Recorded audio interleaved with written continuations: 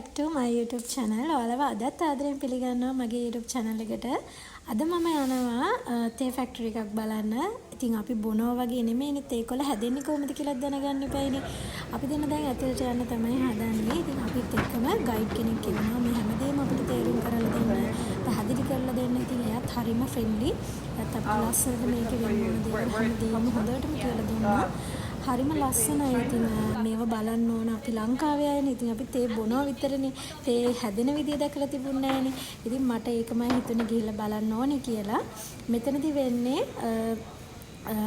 එක එක තැන් වලින් ගේන තේකොළ, තේ දළු මේ විදිහට වේලා ගන්න එක තමයි මේගොල්ලෝ කරන්නේ.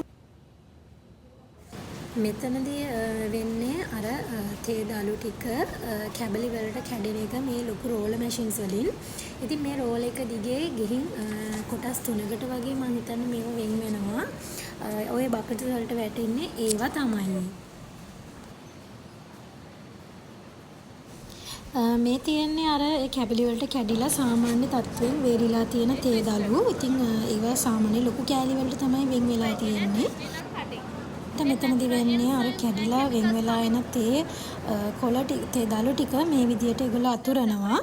අතුරලා ඉවරලා එතනදී වෙන්නේ තේ වල තියෙන රස පාට ගන්නවා කියන එක තමයි කිව්වේ. මොකද කහට ගතිය තමයි ඒගොල්ලෝ එතනදී හදනවා කියලා කිව්වේ. ඒක මේ විදියට පැක් කරලා තමයි ඒගොල්ලෝ තියනවා කියලා කිව්වේ. මෙතනට නම් යන්න ටිකක් අමාරු පුදුම රසණයක් තියෙන්නේ. මෙතනදී වෙන්නේ අර සාමාන්‍යයෙන් දැල්ලක 80%ක් තමයි මේගොල්ලෝ ජලය තියනවා කියලා කියන්නේ. එතකොට 80%ක් 60%ක් අපි කලින් බැලුව ටිකේ ඒ ටික අඩු කරනවානේ තේ දැල්ලේ තියෙන වතුර ප්‍රමාණය. එතකොට මෙතන උෂ්ණත්වය 100ක් 120ක් අතර තමයි තියනවා කියලා කිව්වේ. එතකොට එතනදී වෙන්නේ අර කලින් 60%ක් අයින් කරලා එන තේ දළු වල වතුර ප්‍රමාණය තව 3ක් විතර අඩු කරනවා කියන එක තමයි කිව්වේ.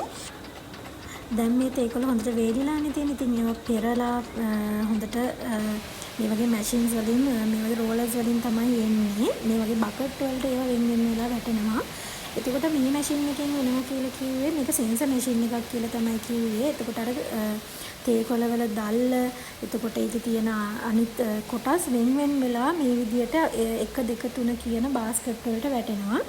ඒවා තමයි අපිට අර POP, OP, OPA එතකොට FBOP, OP1, BOP1 ඔය වගේ මට මතක විදියට ඒ වගේ තමයි වෙන්නේ.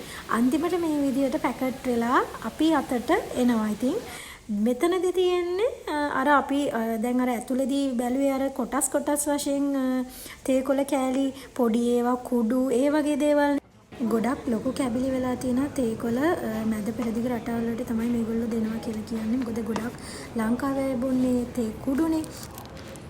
ඉතින් මේ තේකොළ දිග එතකොට කැබලි පාට ඒ දේවල් අනුව තමයි ග්‍රේඩ් එක ඒගොල්ලෝ තීරණය කරන්නේ.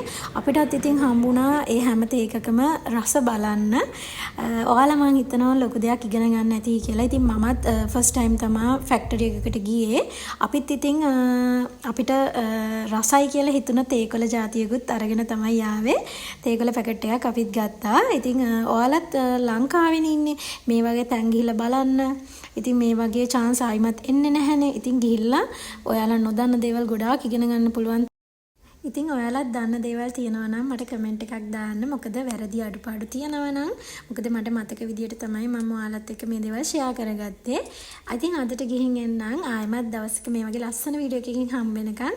ඉතින් ඔයාලා හැමෝටම සුබ දවසක්.